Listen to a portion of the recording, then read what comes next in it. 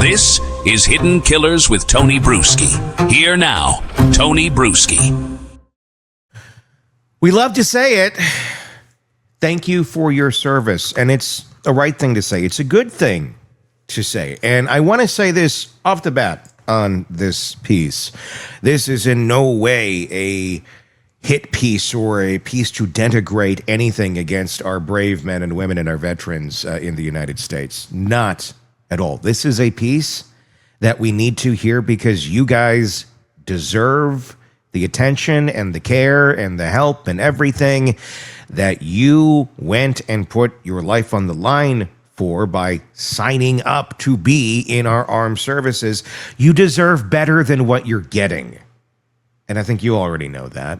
But I don't know that a lot of the folks who didn't serve do know that. They like to hide and say, thank you for your service, and then be blissfully ignorant on how few services you're actually offered after you're subjected to mental hell. That's what this is about.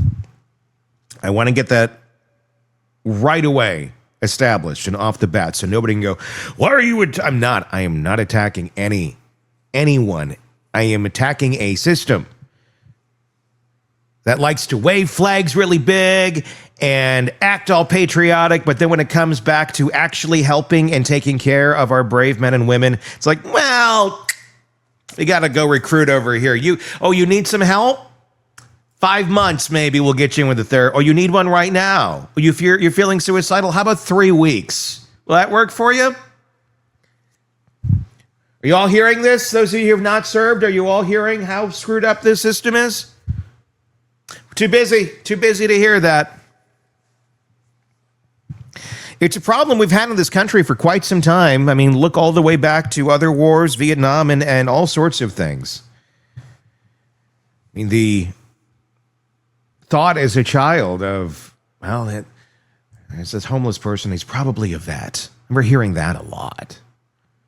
And it was just like, as a child, you're hearing it, you don't understand what any of that means. Like, oh, okay.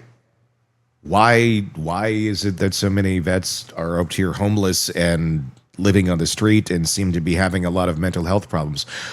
Oh, well, okay, well, then why aren't we helping them? Let's just keep walking. That seemed to be kind of how people like to handle things here. I don't know why.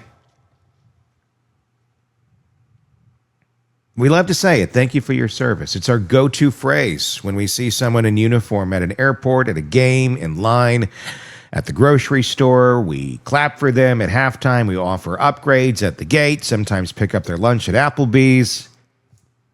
It makes those who haven't served feel proud, connected, and patriotic. But what happens when the person we thanked is unraveling? When that same veteran years later becomes a name on a police scanner, not as a hero, but as the one who opened fire? What happens when the story doesn't fit the narrative that we prefer?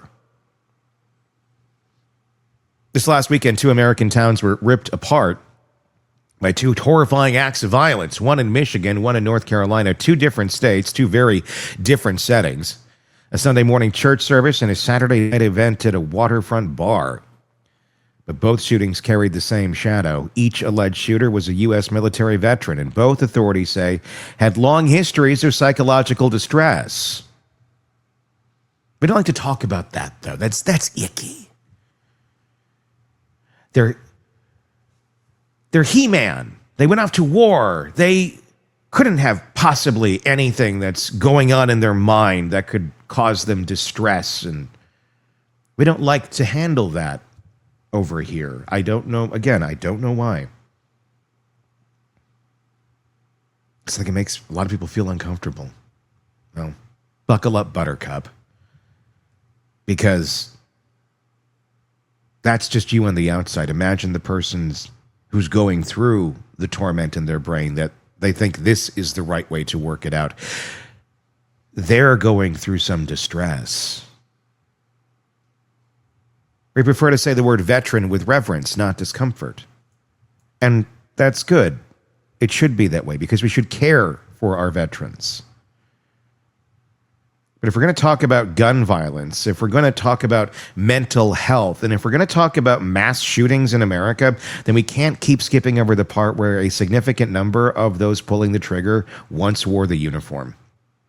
Let's start with what happened. Grand Blanc Township in Michigan, Sunday morning, congregants gathered for a peaceful service at a local Church of Jesus Christ of Latter-day Saints, about 50 miles north of Detroit. At 10:25 a.m., police say Thomas Jacob Stanford rammed his pickup truck directly through the wall of the church, got out, opened fire, and then set the church on fire using gasoline. Explosives were suspected, but as of this recording, it's all still under investigation. 4 people as of now confirmed dead, 8 injured. Some may have burned to death rather than being shot. A fire that fast, that violent, doesn't leave time for second chances. Inside the church, people rushed to shield their children. They dragged them to corners, covered them with their bodies, and within 30 seconds, a police officer arrived on the scene. 8 minutes later, Stanford was dead. Shot and killed by law enforcement after a standoff inside the burning building. Let's be clear, Stanford was a former Marine, served in Iraq from 2004 to 2008. According to the Department of Defense, a sergeant, he received commendations, deployed during Operation Iraqi Freedom. He had a child, a son with a rare genetic disorder. The family had launched a GoFundMe years earlier to cover medical bills. On social media, he didn't look like a man on edge. But that's how it goes, doesn't it? His truck, the one he used to crash through the church, had 2 large American flags mounted in the bed with deer antlers strapped to the bumper. And just like that, he turned a symbol of service into a weapon of terror.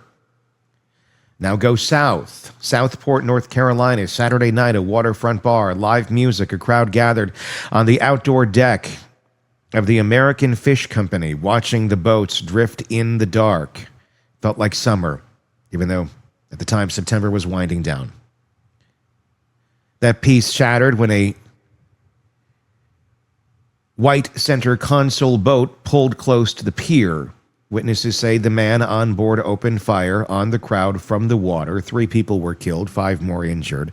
Just regular people enjoying their evening. Tourists, locals, a town that frankly looks like it was built for Hallmark movies, not national news coverage. The alleged shooter was Nigel Edge. He's 40, another veteran, combat service, injured in the line of duty. According to officials, he self-identified as having PTSD and had a long pattern of filing lawsuits against a church, a hospital, and even country singer Kelly Pickler, whom he once attended the country awards with as part of a veteran appreciation program.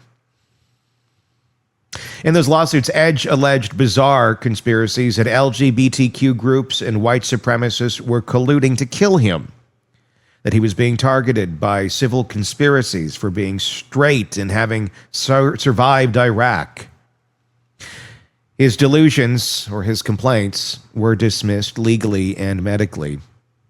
What they tell us is this: he was unraveling, and it wasn't subtle. See something, say something. He did. And he went through the system as it is designed, to push you out and move on to the next thing. Oh, you need help?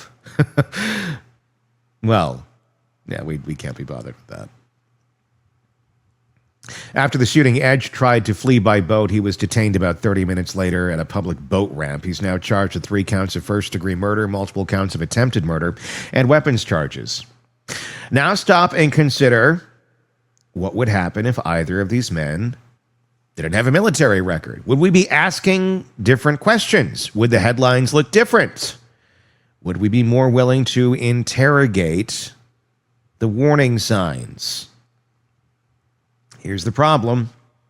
The words, "thank you for your service," often act like a shield, as if service alone justifies silence, even when someone is clearly in crisis.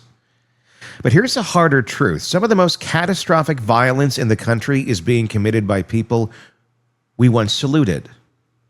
It's not anecdotal. Numbers are there. We just don't like them. Let's start with this. According to the Violence Project, a nonpartisan database that tracks mass shootings, about 26% of mass shooters since 1966 have military experience. Veterans make up only about 6 to 7% of the adult U.S. population. That means, if we're doing math, not an opinion, math doesn't lie. That means proportionately, veterans are overrepresented in mass shootings by a factor of 4. You don't hear that number a lot because people don't like what it implies. It's not that military service causes violence. It doesn't. But military service plus PTSD plus isolation, then you add some addiction issues in there as one is trying to deal with their PTSD, the military service, the isolation, and not getting the help that they are entitled to, deserve, and should be getting. You get addiction. And then you get access to firearms and a hell of a lot of training in them. And thank God they did have that training in them because they needed them when they were in active service. So again, this is not a knock on firearms either. It's an observation of a perfect storm and a pattern we can't keep ignoring. Because if you do, you're not living in reality. And how's that working out for you?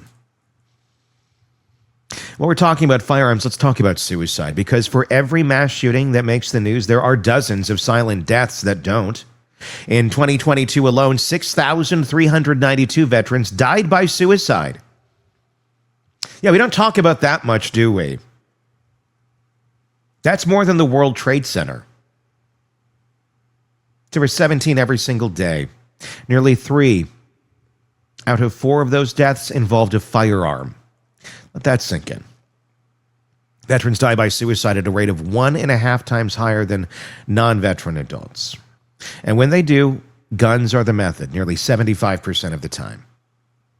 Those aren't just statistics, those are missed interventions, missed conversations, systems that failed, or better yet, systems that don't freaking exist.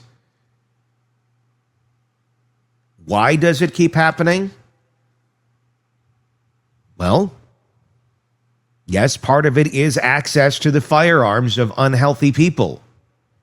Veterans are more likely to own firearms, more likely to be trained in their use, and let me say this too, in many ways, more likely to know how to use them responsibly. But also more educated in how to use them as killing machines than your average Joe. And less likely to be flagged by red flag laws due to their status. Part of it is inadequate mental health support. The VA has been under federal scrutiny for years, and most recently, the VA Inspector General reported 4,434 severe staffing shortages, with psychologists topping the list as the most needed and least available clinical providers. At one facility studied, the median wait between therapy sessions was over 3 weeks. Repeated 3 times, with more than half of veterans dropping out before their 3rd visit. You don't treat complex trauma by making people sit in silence for 22 days or longer. And 3 weeks, that's your median. I've seen and I've heard from many much longer, much longer waits. And when you're in mental health crisis, you don't have days to wait. You don't have weeks to wait, you have months to wait. Sometimes you don't have hours to wait.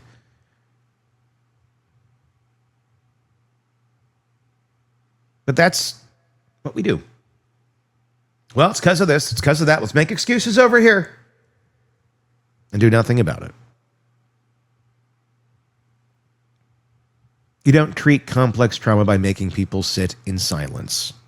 You treat it with continuity, with trust, with frequency. And part of it is our national reluctance to talk about veterans as anything but victims or heroes. The moment someone suggests that a veteran might also be a perpetrator of harm, the conversation gets shut down pretty quick. You're accused of being unpatriotic, disrespectful. You're told to keep quiet. But that silence is costing lives, and many of their own. There shouldn't be a conversation about shaming someone for pointing out the obvious of what's going on. There should be a conversation that's going on because we need to have it, because they deserve better, because they raised their hand and said, I will serve, and you didn't. And with that should come some extra perks with life. Not just on paper, but in actual real life, they should be getting them. But they're not. And we continue to enable a system that denies them the help that is needed. We have to face this with clarity. Being a veteran doesn't make someone a killer, but it doesn't make them immune to violence or to committing it. The trauma doesn't end when the war does. The uniform doesn't block mental illness. And in far too many cases, the guns don't go back in the safe. The signs are there. In court filings, in behavioral spirals, in GoFundMe pleas for help, in lawsuits that read like delusions, in failed therapy sessions and missed appointments, and yet again and again, the institutions fail. The people who could act don't. The help isn't offered or it isn't followed through. The flags are ignored until they're draped over caskets or crime scenes. This isn't just about prevention, it's about honesty. We can't keep talking about gun violence in this country while skipping over the role that military trauma and untreated mental illness among veterans plays. We can't keep honoring their service while ignoring their suffering. Because that's exactly what goes on when someone is told to shut up when pointing out the obvious. They're not there to shame the veterans.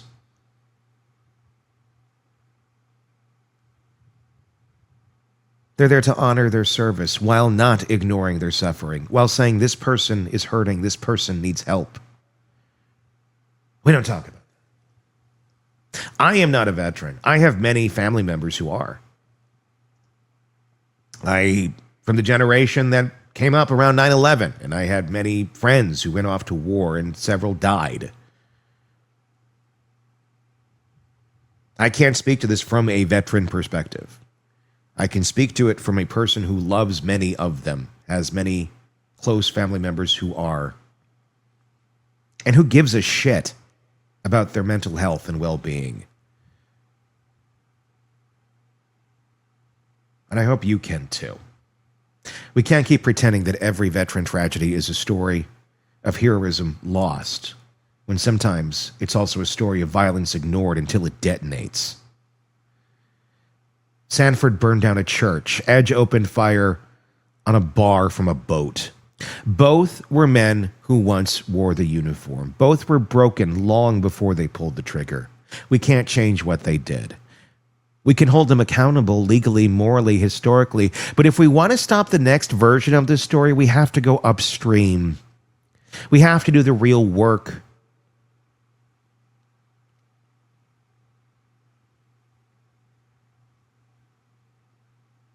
We need to provide the mental health teams that can help these people when they need it. Rapid response mental health teams that coordinate across law enforcement and the VA. Stronger red flag protocols that don't ignore someone just because they once served. And above it all, a culture that stops pretending we're helping veterans just because we say thank you loud enough. They deserve better, and so does every family shattered by one more story like this. Because thank you without help isn't respect. It's abandonment with a smile. Let me know your thoughts in the comments section. That's on YouTube. Just search Hidden Killers wherever you are listening, and you will find us there, and you can let us know your thoughts. Be sure to press subscribe while you're at it. I'm Tony Bruschi. We'll talk again real soon. Want more on this case and others? Then press subscribe now and don't miss a moment of true crime coverage from Tony Bruschi and the Hidden Killers podcast.